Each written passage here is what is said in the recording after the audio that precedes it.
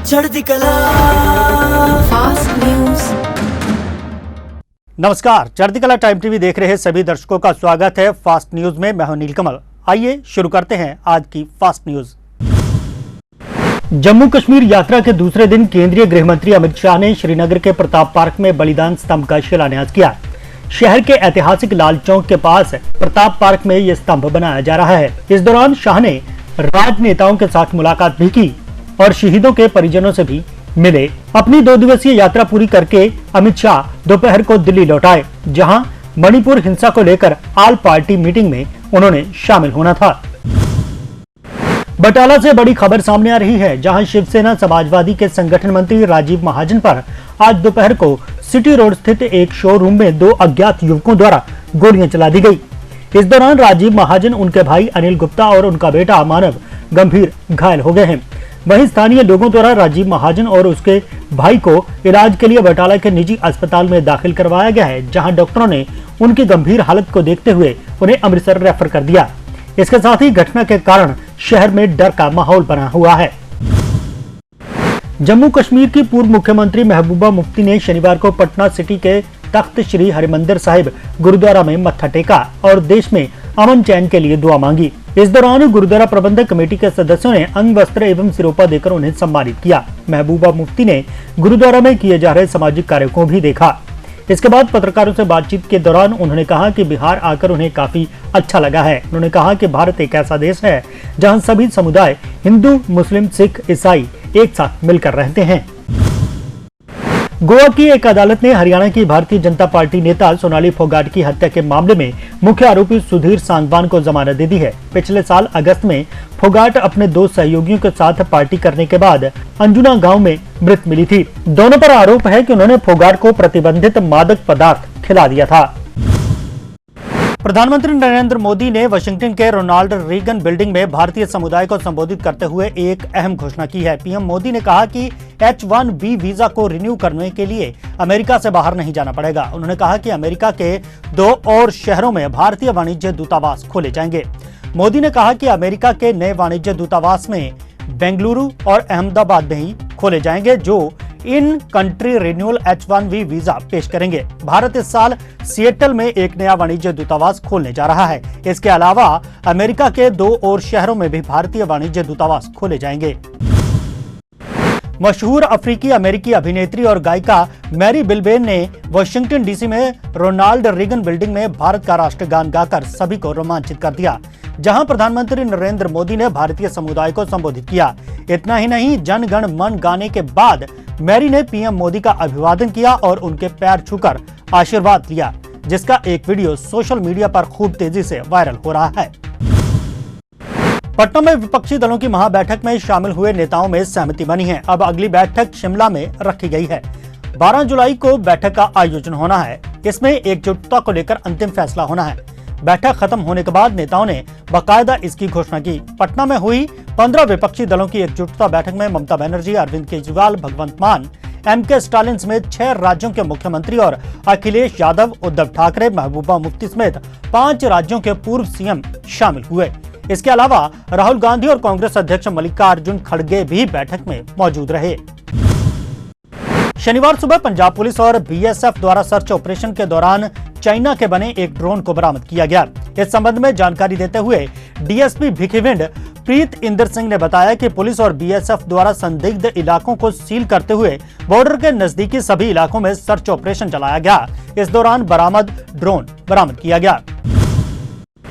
छात्रों को फर्जी दस्तावेजों पर विदेश भेजने वाले ट्रैवल एजेंट ब्रिजेश मिश्रा को लेकर बड़ी खबर सामने आई है। जानकारी के अनुसार 700 से अधिक छात्रों को फर्जी दस्तावेज पर कनाडा भेजने वाले ट्रैवल एजेंट ब्रिजेश मिश्रा को कनाडा से ही गिरफ्तार कर लिया गया है। बताया जा रहा है कि वह कनाडा में घुसने की कोशिश कर रहा था, जिस दौरान उसे गिरफ्तार किया गया। उत्तर भारत में एक बार फिर धरती हिली। 1 महीने में यह चौथी बार है जब भारत में भूकंप के झटके महसूस किए गए, जिनमें से 2 बार केंद्र जम्मू कश्मीर में था, 1 बार लेह लद्दाख था। इस बार केंद्र हरियाणा का रोहतक था। इसका असर हरियाणा के साथ साथ पंजाब, दिल्ली और चंडीगढ़ में भी देखा गया। हरियाणा के मुख्यमंत्री मनोहर लाल खट्टर ने प्रदेश के अंत्योदय परिवारों को एक और बड़ी राहत दी है। अब ऐसे परिवारों के बिजली संबंधी विवादों के निपटान के लिए बड़ा निर्णय लिया गया है। 1 लाख रुपए वार्षिक आय वाले अंत्योदय परिवार को डिफॉल्ट हो गए या जिन पर जुर्माना लगाया गया है या उनके बिजली के कनेक्शन कट गए हैं, ऐसे परिवारों पर किसी प्रकार का जुर्माना अब नहीं लगेगा, उन्हें माफ कर दिया गया है। मुख्यमंत्री ने शुक्रवार को बिजली विभाग के अधिकारियों के साथ बैठक की थी। इस बैठक में ऊर्जा मंत्री चौधरी रणजीत सिंह भी मौजूद थे।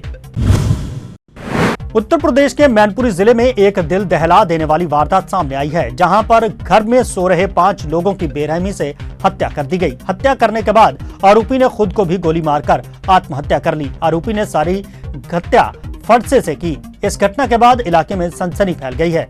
लोगों ने इस घटना की जानकारी पुलिस को दी। सूचना मिलते ही मौके पर पहुंची पुलिस ने मामले की जांच शुरू कर दी है। बिहार के भागलपुर में गंगा नदी पार निर्माणाधीन पुल के धंसने का मामला अभी पूरी तरह से ठंडा भी नहीं पड़ा था कि राष्ट्रीय राजमार्ग 327E पर ठाकुरगंज से बहादुरगंज के बीच मेची नदी पर निर्माणाधीन पुल का पाया धंस गया। नेपाल और पश्चिम बंगाल को बिहार के साथ जोड़ने वाला अररिया गलगलिया सड़क का चौड़ीकरण का काम चल रहा था। इसमें कई पुलों का निर्माण कार्य चल रहा है। ठाकुरगंज बहादुरगंज के बीच गौड़ी गांव के पास मैसी नदी पर 6 स्पेन वाला ये पुल बनाया जा रहा था, जिसके बीच का पाया धंस गया। उत्तर पूर्वी नाइजीरिया में इस्लामी चरमपंथियों ने 8 किसानों की हत्या कर दी और 10 किसानों का अपहरण कर लिया। अधिकारियों ने जानकारी दी है कि हमलावरों ने गुरुवार को बोर्ने राज्य में माफा जिले में किसानों पर हमला किया और उनका सिर काट दिया। राज्य के गवर्नर बाबा गाना जुमुल ने कहा कि ये हमला बोर्नो में विस्थापित लोगों को उनके गांवों से वापस बसाने के लिए सरकार के सफल प्रयास को पटरी से उतारने का एक प्रयास था। उन्होंने सुरक्षा बलों के साथ साथ स्थानीय निवासियों से अतिरिक्त सावधानी बरतने का आग्रह किया है। दक्षिण भारत की कपड़ा राजधानी त्रिपुर की बरगद गली में शॉर्ट सर्किट के कारण आग लग गई, जिससे लगभग 50 दुकानें जलकर खाक हो गईं। शनिवार सुबह तक आग पर काबू पा लिया गया। कई दुकानें जलकर खाक हो गई हैं। हालांकि आग से किसी भी व्यक्ति की मौत या घायल होने की कोई खबर नहीं है, क्योंकि लगभग सभी दुकानें उस वक्त बंद थीं जब ये आग लगी। भाखड़ा ब्यास मैनेजमेंट बोर्ड ने शुक्रवार को अपने भागीदार राज्यों पंजाब, हरियाणा, राजस्थान, दिल्ली व चंडीगढ़ के लिए भाखड़ा बांध से 26,840 क्यूसेक अतिरिक्त पानी छोड़ दिया है। इस फैसले को लेकर किसान संगठनों ने जहां संतोष जताया, तो वहीं सियासी दलों ने राज्य सरकार को आगाह किया है कि पानी के मसले पर सबसे पहले पंजाब के हितों की रक्षा की जाए।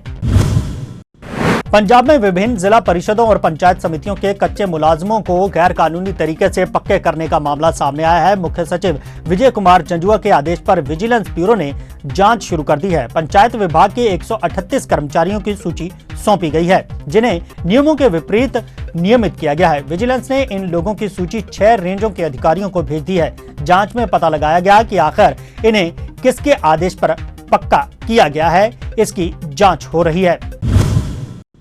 उत्तराखंड के श्रीनगर में शुक्रवार को दर्दनाक हादसा हो गया। मलेथा टिहरी राजमार्ग पर डांग चोरा पाली के समीप एक ओमनी वैन अनियंत्रित होकर गहरी खाई में जा गिरी। हादसे में एक बुजुर्ग की मौत हो गई, जबकि चालक सहित 7 लोग घायल हो गए। सभी घायल केदारनाथ धाम के दर्शनों के लिए जा रहे थे। तो फास्ट न्यूज में अब तक फिलहाल इतना ही। नई और ताजा खबरें लेकर एक बार फिर से हाजिर होंगे। तब तक के लिए दीजिए इजाजत। आप बने रहें चढ़ती कला टाइम टीवी के साथ। चढ़ती कला फास्ट न्यूज।